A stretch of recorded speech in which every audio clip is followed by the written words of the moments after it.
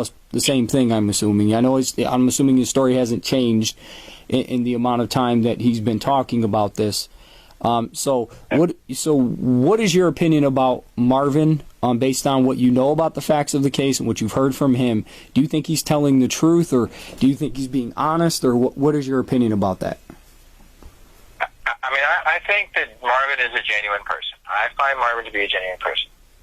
I don't, as a reporter, I try and stay skeptical about everything and everyone, okay? And I still have my questions about Marvin. I'm not totally convinced that he's innocent, that he didn't kill Dinwiddie. I think chances are he probably did.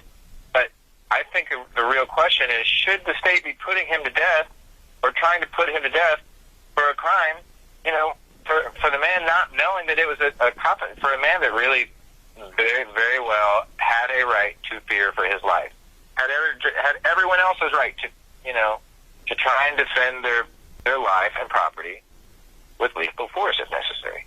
And, you know, I don't know if Marvin is totally innocent, but I don't think he deserves to die. Or, you know, if the evidence shows that the police did not announce themselves, right? Right. And, you know, they were there on false or silly pretenses. And that's a whole nother thing. You know, they didn't find shit at his house. Right. They found jack fucking shit. Right. And a cop died, you know? So we shouldn't be trying, you know, this whole charade is really, I think it really is a charade. And now here we are 6 years later, and the DA, if his case was so solid, why hasn't he tried it?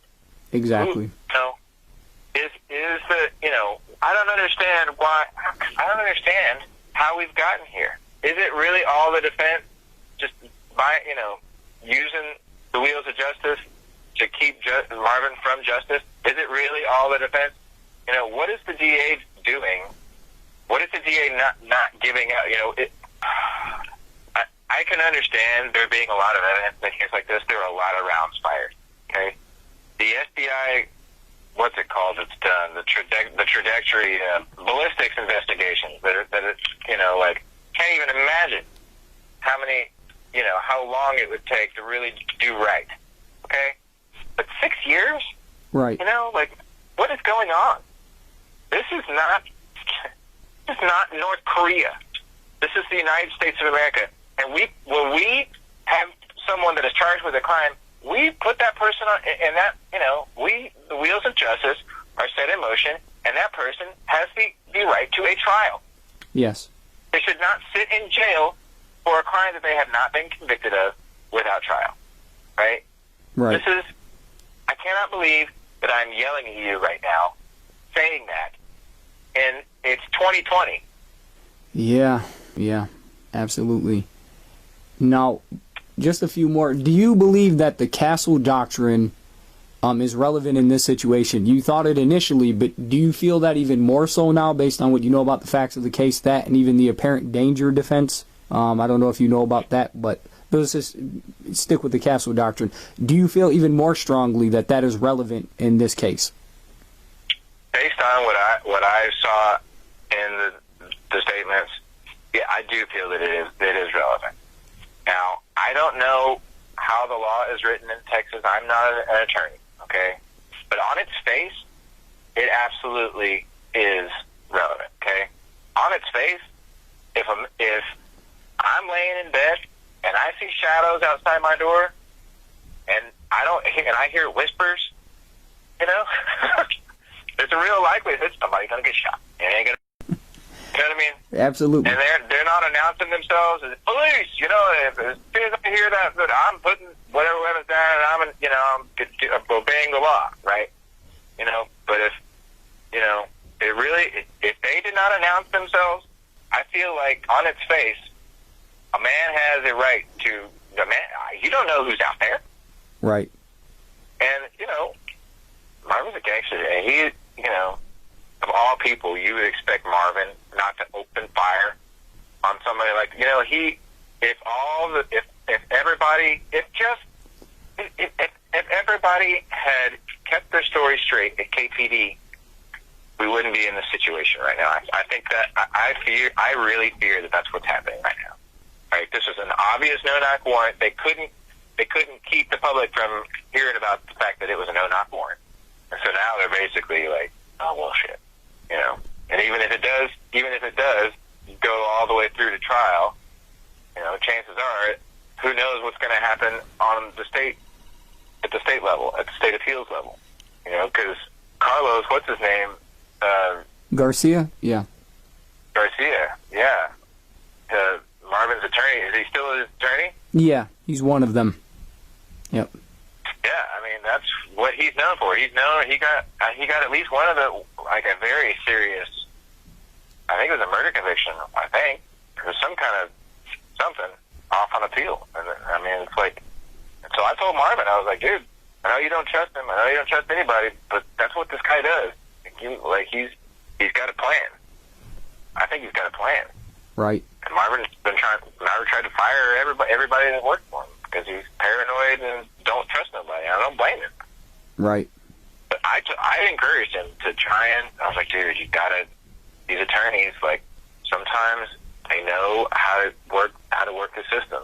And Carlos came from Austin or something like that. He's not even, like, you know what I'm saying? He's an outsider. He's not, like, one of the guys that in Killeen and Bell County and always buddy with the, you know, a lot of times you'll get these defense attorneys who are former prosecutors for the courts, the judges that they work for, you know, because nobody wants to be a defense attorney. Nobody wants to do criminal defense. And so, you know, sometimes they'll put those on the public defender's office. You know, the public defender's office is a former prosecutor. You know? Right.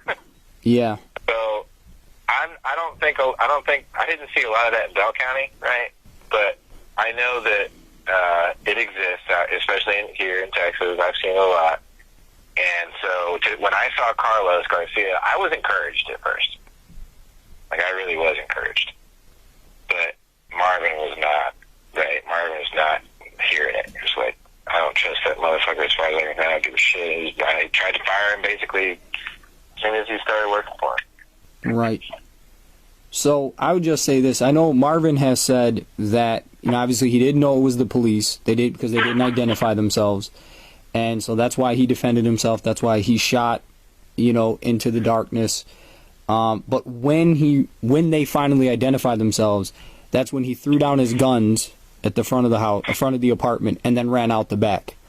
And that's when he was accosted. So you believe that's accurate based on, or do you not? You have doubts about it, so you do believe that's an accurate account of what occurred?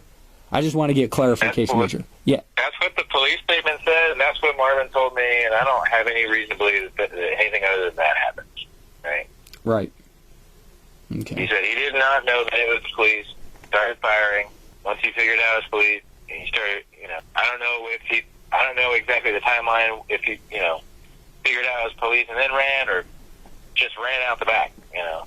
Right. I don't really know.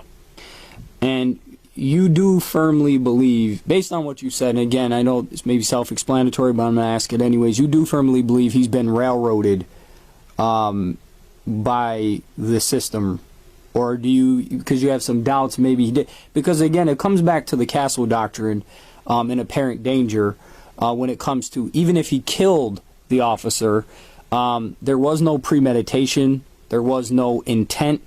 Based on what I know about it, I don't think there was. And so, you know, man has a right to defend his castle, and if someone feels like they're in apparent danger, they have the right to use lethal force. So, but being a felon, right, for a convicted bank robber, does he have the legal right to use lethal force like that? That's the question. I think the answer is he probably doesn't. And right. So no, it doesn't really matter how we feel on its face, right? It looks like the Castle Doctrine, and it probably should be. But the very fact that he's a convicted felon means that legally he does not have that right. You know what I mean? Right, right. And so does, you know, that's really a legal question that I don't know the answer to. Right, right. You know? Now, do I think he was railroaded? I don't think he was railroaded. I think he was utterly and completely failed by the justice system. Okay. I think if there were some evidence that doesn't matter if it would convict him or set him free, all of it needs to be shown to a jury, and a jury needs to decide his guilt or innocence. It has been almost 6 years, and that is an absolute travesty of justice. Whoever's responsible, the defense or the DA or the prosecutors, it doesn't matter, right? The justice system has absolutely and completely failed Marvin in that regard, and that is inexcusable. It is inexcusable that this would allow to have happened. It's almost, for him to sit there in jail for almost 6 years without a trial, someone should be in big trouble for this. Right. But just for that. Right. Yeah. Like, show us the evidence. Show a jury the evidence. What is stopping the wheels of justice? What is grinding them to a halt? Right? Right. Whose fault is it? Let's get to the bottom of that. And I think we may get to the bottom of a lot of what